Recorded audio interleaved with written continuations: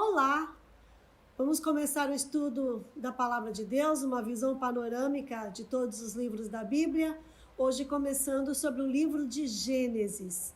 Gênesis é o início, né? A palavra Gênesis significa origem ou começo. No livro de Gênesis está o começo de tudo. A criação dos céus, da terra, criação do homem, a Deus se relacionando com o homem, o pecado entrando na humanidade, essa comunhão sendo quebrada, mas a promessa de que Deus ele enviaria alguém que pisaria a cabeça da serpente está lá em Gênesis. A promessa de redenção. Gênesis conta a história da formação do mundo, a tragédia da rebelião pecaminosa do homem contra Deus, e de como, por várias maneiras, Deus veio ao homem implorando que se arrependesse e mudasse. E nós podemos dividir o livro de Gênesis em duas partes. A primeira parte, o mundo e seu criador. Os primeiros 2 capítulos, ele vai tratar da criação. Tudo começa com Deus dizendo, haja luz e houve luz. É Deus, pela sua palavra, criando céu, criando terra, criando animais, criando o homem. Foi pelo poder da palavra de Deus. E Deus disse. E a frase-chave é, e assim foi. Deus disse, e assim foi. O que Deus falava se concretizava. Mostra desde o começo a maravilha do poder da palavra de Deus. Somos lembrados do poder da palavra de Deus. Se Ele quer alguma coisa, Ele pronuncia a palavra. A Bíblia é a palavra de Deus. Quando a gente lê a Bíblia, ela não é um livro comum. É a palavra de Deus. É uma palavra revelada, é uma palavra inspirada pelo Espírito Santo. Ela realizará os propósitos de Deus em nossas vidas. Outra coisa importante no livro de Gênesis, nesses primeiros capítulos, é quando ele diz assim, e viu Deus que era bom. Então, Deus cria a natureza e ele vê que é bom.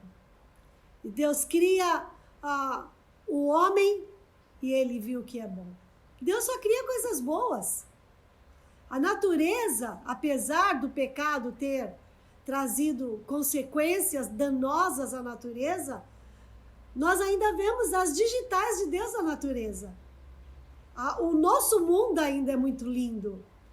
Há lugares estonteantes, né? Há 2 anos atrás, eu estive em Santa Catarina, numa cidade chamada Praia Grande, e lá tem os grandes canyons do Brasil, montanhas assim de 600 metros de altura. E quando eu me deparei com aquela coisa maravilhosa, eu fiquei em êxtase, dando glória a Deus, porque eu falei, quem pode criar isso senão Deus? Então, a natureza, ela manifesta a glória de Deus. E quando Deus criou tudo isso, a Bíblia diz, Deus viu que era bom. Deus viu que era bom. O modo de Deus criar também é bondoso. Ele sabia que ainda que o mundo fosse magnífico e que o homem que ele fez pudesse contar com seu companheirismo infalível, ele poderia sentir-se sozinho. Olha como Deus é maravilhoso. Deus criou o mundo perfeito, colocou o homem lá, mas ele percebeu que o homem estava só. Tinha os animais tinham as suas fêmeas, mas Deus havia criado somente Adão. E Deus viu que ele estava só. Ele precisava de uma companheira. Então Deus aplica lá a primeira anestesia da humanidade. Adão dorme e de uma costela Deus forma a Eva, a companheira, aquela que iria estar ao lado de Adão. Que presente, né? O amor humano, o amor entre um homem e uma mulher. Observe finalmente que a vontade de Deus é a melhor. Deus falou para o homem, olha, você está aqui no Jardim do Éden e tudo você pode usufruir. Mas da árvore do bem e do mal, dela não comerás. Havia tantas coisas que ele podia fazer, e somente uma que ele não poderia fazer. É incrível como somos atraídos por aquilo que desagrada a Deus, por aquilo que é pecado. E Adão e Eva tinham uma ordem de Deus: não comam da árvore do bem e do mal. E aí então, a serpente comparece ali no Éden, e ela diz para Eva: como é que é mesmo que Deus falou? A Eva diz: ele disse para a gente não comer e nem tocar. A Eva já aumentou, porque Deus não falou nada de tocar. E aí a serpente diz: imagina, se vocês comerem, vocês vão ficar que nem Deus. Então, primeiro a serpente coloca dúvida na palavra e depois diz para Eva: vocês serão que nem Deus. E aí a Eva, que se sentiu atraída pelo alimento, passou a querer e aí ela comeu. E aí ela consumou o pecado. E em seguida ela oferece para o seu marido. E o Adão, que podia ter dito: não, vamos fazer isso, Deus deu uma ordem expressa. Não, ele come também. Ele participa do pecado. E aí nós vemos o pecado entrando na humanidade, a tragédia do pecado. E aí os primeiros capítulos, né, depois do capítulo 3, depois da queda do homem, já vai mostrar Abel e Caim, o ciúme de Caim por Abel, o primeiro assassinato, Caim matando Abel. Capítulo 6 já mostra ali a humanidade totalmente desviada de Deus, mostra Noé, o único homem justo ali sobre a terra, a imoralidade tomando conta da humanidade, como o pecado ele proliferou. Mas no meio de tudo isso, nós vemos ali homens que foram fiéis a Deus. Noé, antes de Noé, o Abel, o Enoque, homens que andaram com Deus. Sempre em toda a história da humanidade, houve homens e mulheres que foram fiéis a Deus. Mesmo quando tudo estava, o mundo estava entregue à imoralidade, à carnalidade, ao pecado. Ainda hoje, em toda a história do homem, há aqueles que não se dobram perante a vontade de Satanás. A morte entrou em consequência do pecado. A enfermidade, o sofrimento, o pecado ele só trouxe desgraça. Tudo de ruim que acontece hoje na nossa vida, ela vem como consequência do pecado, o pecado original de Adão. Romanos 3:23 diz: todos pecaram e estão separados da glória de Deus. Não há nenhum justo, nenhum sequer. Todos pecaram. Não há ninguém que não esteja debaixo dessa condenação. E foi exatamente isso que Deus falou que aconteceria. O pecado se espalhou rapidamente. Começou ali com Adão e Eva, mas logo se espalhou pela família e logo estava em toda a humanidade. Foi uma praga. Infelizmente, pecado, até hoje nós estamos aí sofrendo as consequências do pecado. Mas a Bíblia diz que na plenitude dos tempos nasceu Jesus. E ele veio e morreu por nós naquela cruz para resolver esse problema do pecado. Em Cristo nós temos o perdão dos nossos pecados. Nós temos a libertação do poder do pecado. Temos vida eterna, certeza de salvação. Então aquilo que foi prometido em Gênesis já se cumpriu. Quando a gente entra no Evangelho de Mateus, Jesus vai nascer. E ele vem, como diz a palavra lá em Mateus, Jesus, o Salvador do mundo. Então esse problema do pecado, ele já está resolvido em Cristo Jesus. Segunda coisa importante que a gente vê no livro de Gênesis é a fé e seus heróis. Nós temos ali quatro personagens muito importantes. O primeiro é o Abraão, capítulo 12. Ele mora lá em Ur dos Caldeus e o Senhor fala assim para ele: Abraão, sai do meio da tua parentela, do meio do teu povo e vai para a terra que eu vou te mostrar. E aí ele sai de Ur dos Caldeus e ele vem em direção a Canaã, uma terra que ele não conhece. Mas Deus falou com ele. No meio de tantos deuses, ele ouviu a voz de Deus, e ele seguiu essa voz, e ele obedeceu, e ele chegou em Canaã, e habitou em Canaã. E ele é o homem da fé. É o primeiro que Deus ele fala, e a partir dele, então, começa a se estabelecer uma vida pela fé. É através de Abraão. Abraão é casado com Sara, Sara é uma mulher estéril, e Deus fala para ele, olha, você vai ter uma descendência enorme. Ele fala, como? Minha mulher é estéril, eu também já sou idoso, ela também. Humanamente falando, é impossível. Mas Deus fala, o que é impossível para Deus? Nada é impossível. E então Sara engravida, e ela dá à luz a um filho. E esse filho se chama Isaque, que é o segundo personagem mais importante ali de Gênesis. Isaque, ele é casado com Rebeca, que também é estéril. E o Isaque, eu gosto muito dele porque ele só tem uma mulher, é a Rebeca. O Abraão, ele deu umas deslizadas com Agar, mas o Isaque, ele só tem a Rebeca. E o Isaque, ele ora 20 anos para sua mulher engravidar. E quando finalmente Rebeca engravida, ela dá à luz a gêmeos, 2 filhos, Esaú e Jacó. O Esaú é muito chegado a essa coisa de caça, é o bruto da família.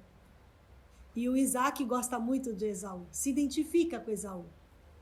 O outro filho é Jacó, aquele filho mais de casa, mais caseiro. E a Rebeca é muito chegada com o Jacó. E Deus falou para Rebeca que no ventre dela tinha 2 crianças, mas que o caçula, ele haveria de dominar sobre o mais velho. Ela guarda isso no coração. E aí, o Isaque, ele já está velho, sua visão, ele já não enxerga mais.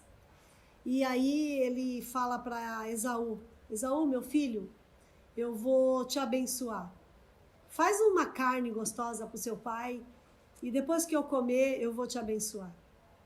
Essa bênção, ela é muito importante, é a bênção do primogênito. E a Rebeca, ela escuta quando ele fala isso. E aí ela fala, Jacó, eu vou te arrumar de tal maneira que teu pai vai pensar que você é o Esaú. Você tem que receber essa bênção no lugar do seu irmão. Então ela coloca uns pelos no braço dele, coloca uma roupa de Esaú suada para ter o cheiro de Esaú.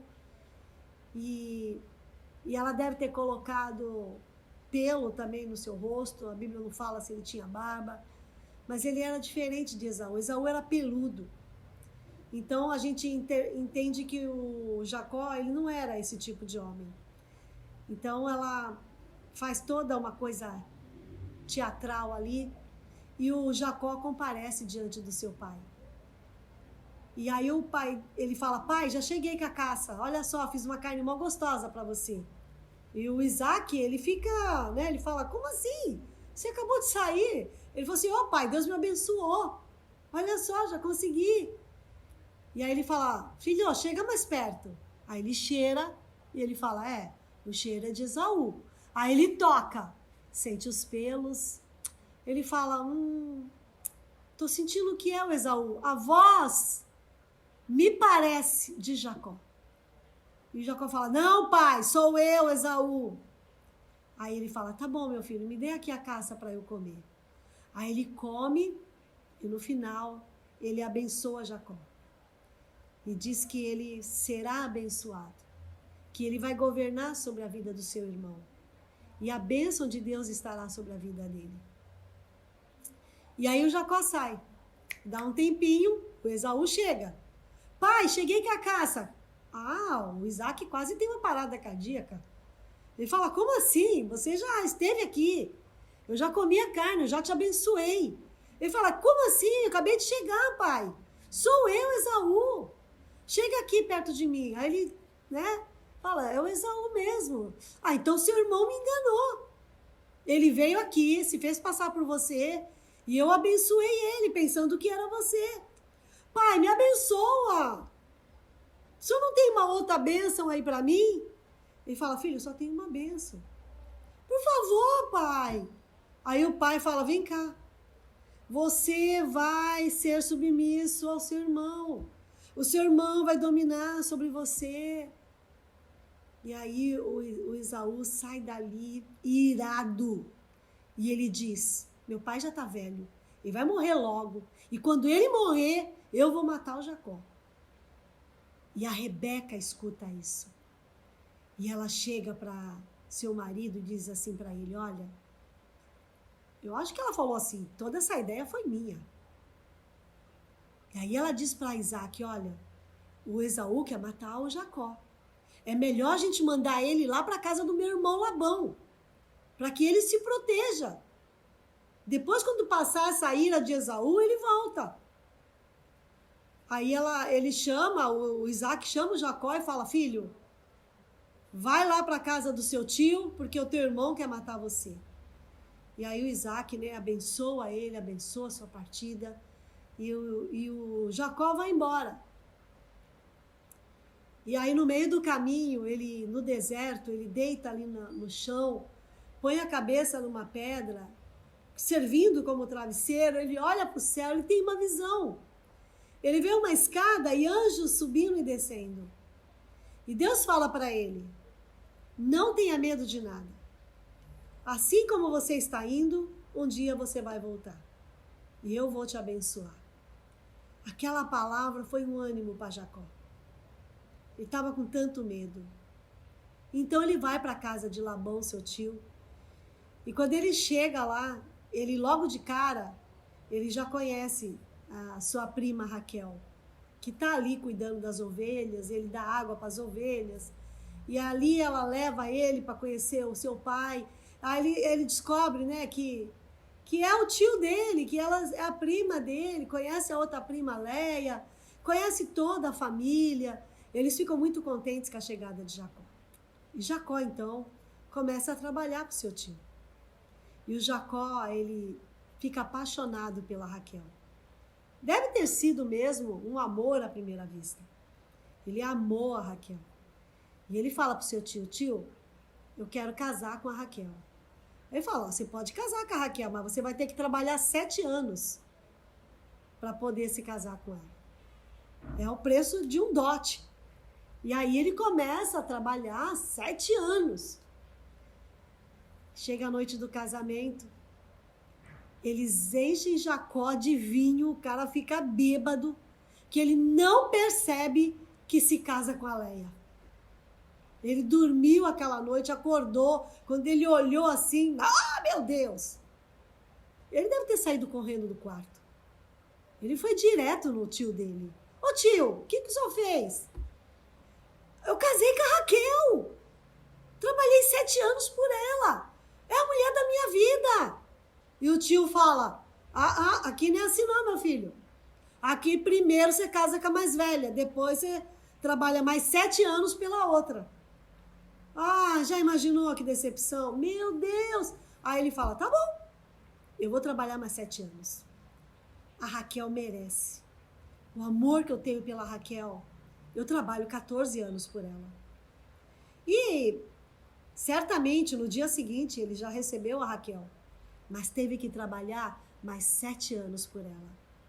Mas eu creio que não foi pesado pelo tanto que ele amava a Raquel. Só que a Raquel era estéril. E a Leia começa a ter filhos, né? 1, 2, 3, 4 filhos. E a Raquel fica triste. Puxa vida, me dá filhos. Puxa vida, é uma tristeza no coração de Raquel. Aí a Raquel fala, olha, eu não posso ter filhos, então dorme com a minha serva. Aí ela dá a serva dela, Bila. A Bila tem 2 filhos. Aí a Leia, que parou de ter filhos, fala, pega a minha serva, Zilpa. Aí a Zilpa tem 2. Ele já está com 8 filhos nessa altura do campeonato. Aí a Leia volta a ter filhos e ela tem mais 2. Aí ele já tem 10 filhos. E aí a Bíblia diz que Deus se lembrou de Raquel. E a Raquel engravida, e ela fica grávida e dá à luz um menino, que é o José, 11º filho de Jacó. E o Jacó já está trabalhando há 20 anos para Labão. Nesses 20 anos, Labão enriqueceu. O trabalho de Jacó, Deus pôs a mão e abençoou. Havia ocasiões em que Jacó falava assim, ó tio, toda cabra ou ovelha que nascer malhada serão minhas. As branquinhas são suas. E aí só nascia malhada. Aí o tio dele falava, não, as branquinhas são minhas, as malhadas são suas. Aí só nascia malhada. Então Deus abençoava Jacó, mas também abençoava Labão. Eu sei que Jacó ficou rico. Ele tinha muitos animais, a perder de vista. E aí ele fala, tio, eu quero ir embora, quero voltar para a casa do meu pai. Mas o Labão enrola ele, engana ele. Ele é enganado muitas vezes nesses 20 anos. Até que ele decide fugir. O Labão tinha ido não sei para onde lá, ficou distante. E o Jacó falou para a mulher dele, falou para Raquel, falou para Leia, ó, vamos embora, vou fugir, porque teu pai não me libera. E aí ele pega as 2 mulheres, as 2 servas, os 11 filhos e vai embora. No meio do caminho lá, uns 2, 3 dias depois, o Labão alcança eles. E fala, o que você está fazendo? Está fugindo, levando embora minhas filhas. Ele falou assim, poxa, você só me engana. Você vive me enrolando. Estou voltando para a casa do meu pai. E aí, finalmente, o Labão fala, tá bom, então vai, eu abençoo vocês. E aí o Jacó vai embora. O maior medo de Jacó é reencontrar seu irmão Esaú. Ele está morrendo de medo, ele não sabe o que vai encontrar. Ele fala, meu Deus do céu, eu tenho crianças agora. Ele pode fazer uma maldade com toda a minha família. Então ele vai e ele passa um val de Jaboque, que é um pequeno riozinho. Ele passa todo mundo daquele rio e ele fica sozinho lá. E ali ele tem um encontro com Deus que lá em Gênesis chama de Peniel, onde Jacó esteve face a face com Deus. E ele tem uma briga com o anjo ali, que é o anjo do Senhor, que é o próprio Senhor, e ele fala, Deus, eu não vou te deixar, não vou te largar enquanto o Senhor não me abençoar. E aí Deus abençoa e fala, qual é o seu nome? Meu nome é Jacó. Não. Seu nome não vai ser mais Jacó. Teu nome agora é Israel. Você é um campeão de Deus. Você lutou com Deus. Você prevaleceu. Então você agora é Israel. E Deus muda o seu nome. E a partir daquele momento, ele teve o seu caráter transformado. Sua vida transformada. Ele não era mais aquele mesmo menino inconstante de antigamente. Ele era uma outra pessoa. E finalmente ele vai andando. E aí vem uma notícia. Esaú está vindo no teu encontro. Ah, que medo! Aí ele fala, coloque na frente as servas com os seus filhos, depois a Leia, depois a Raquel. Ele faz como se fosse um grande desfile de 7 de setembro. Ele coloca lá na frente os animais que ele separou para dar de presente para Esaú, um monte de cabeça de vaca, de cabra, de ovelhas. E aí o Esaú vem. E finalmente eles se encontram. E quando eles se encontram, eles se abraçam, eles choram. Há um perdão ali. Há um perdão. Jacó fala, meu irmão, me perdoa. E o Esaú, ele chora com seu irmão, perdoa seu irmão. E ali eles se separam.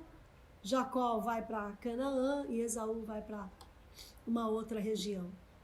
Esaú é muito abençoado, ele também é muito rico nessa época, mas Esaú segue o seu caminho.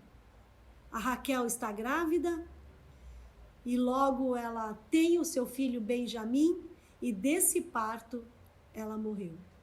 Imagine a tristeza de Jacó. Mas ele precisava seguir adiante. Ele agora tinha 12 filhos homens, sem contar as meninas que a Bíblia não menciona, menciona apenas a Diná. No próximo episódio, eu vou contar para você a história de José, o quarto personagem mais importante do livro de Gênesis. Até lá!